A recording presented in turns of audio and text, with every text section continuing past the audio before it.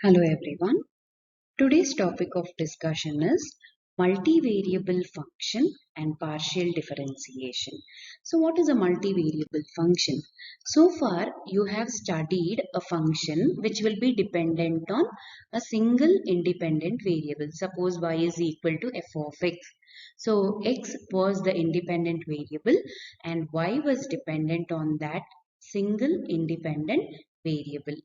Now going forward, we'll be dealing with a function which is dependent on more than one independent variable. In most of the real world problems which we deal with, the quantity which we are investigating will be dependent on more than one parameter. So more than one independent variable will be there. So we will just learn how to differentiate a function of several variables. For example, if you want to measure the volume of a cylinder, the volume of a cylinder is will vary dependent on the radius of the cylinder or either height of the cylinder, because volume is given by V is equal to pi r square h. Now, the volume of the cylinder will vary only when the radius is varying or the height is varying or when both are varying. So, to study this volume of the cylinder, we write the function V as V is a function of r comma h. So it's a multivariable function which is dependent on two variables. Similarly, either the time of oscillation, the torque, pressure of an ideal gas. So these are few examples mentioned where the function is a function of two variables. When coming to the differentiation, how do I differentiate the multivariable function? Now you consider this function z is equal to f of x comma y. F of x comma y is a function of two independent variables x and y. Now z is dependent on x as well as y. So I'll differentiate first z partially with respect to x.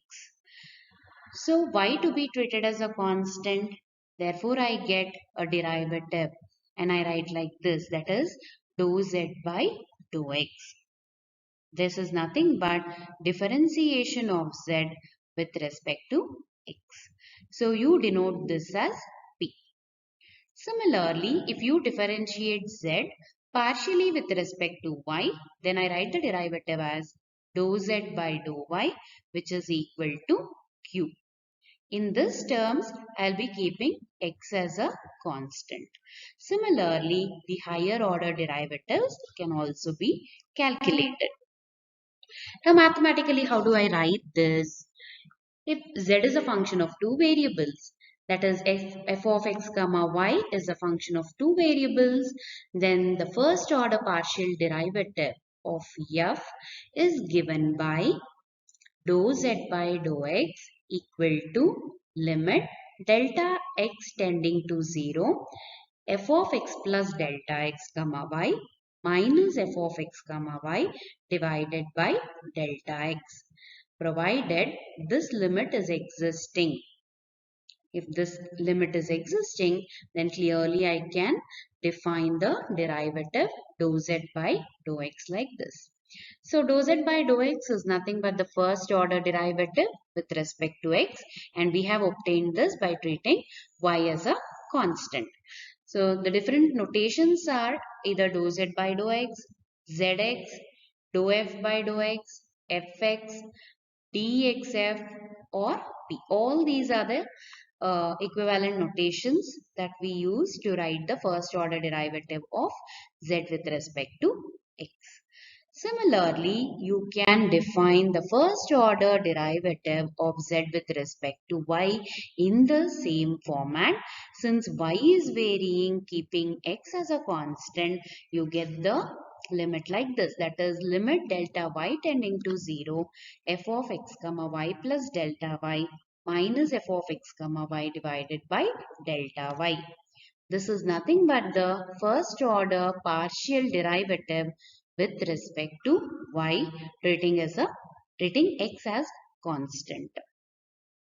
You can observe we have written the equivalent notations for z with respect to y as well.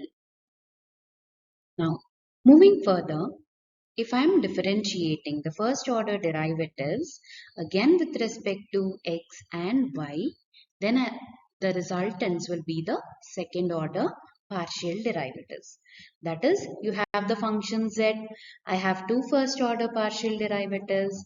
Then if I am differentiating dou z by dou x again with respect to x, then I get zxx, or it is the derivative r, which is known as the second order derivative of z with respect to x. Similarly, we can find the derivative for dou z by dou y with respect to x. If you are differentiating dou z by dou y with respect to x, then it is known as dou square f by dou x dou y. It is denoted by zxy or fxy or s, which is the second order derivative of z with respect to x and y. Similarly, if the first order derivative dou z by dou x is differentiated with respect to y, then dou square z by dou y dou x, or it is denoted by z by x. It is also denoted as yes, and this is also the second order derivative of z with respect to x and y. Finally, if I am differentiating dou z by dou y again with respect to y, then it is denoted by dou square z by dou y squared, or it is z by y, or it is the parameter t that I write, which is the second order derivative of z with respect to y. So altogether we are getting four second order derivatives since it is a function of two variables. In the same way, the third and the higher order derivatives can also be defined. Now, it is clearly explained with this picture. If you have a function f, I can differentiate with respect to x. I get dou f by dou x. I can also differentiate with respect to y. I get dou f by dou y. So there are basically two first order derivatives that are possible for a function of two variables. So again, if I am differentiating with respect to x, I get dou square f by dou x squared. If I am differentiating the same derivative with respect to y, then it is dou square f by dou y dou x. Similarly, the first order derivative dou f by dou y, if it is differentiated with respect to x again, then it is dou square f by dou x dou y. And if you are differentiating with respect to y again, then it is dou square f by dou y square. So you can observe there are four second order derivatives that are possible for f. But if f is a continuous function, then you can clearly show that dou square f by dou y dou x is same as dou square f by dou x dou y. Now, moving further, the rules of differentiation, whatever we have learned, all the rules will be applicable here as well. All the rules will remain the same, but only changes since it is a function of more than one independent variable. Now, if you are differentiating f with respect to x, treat all other variables, all other independent variables which are there in the equation as constant and vice versa. So this is what the rule to be followed when I am partially differentiating any function, any multivariable function. So these are few basics to be followed. Now the further examples to how to do the partial differentiation we'll be learning in the next video. Thank you.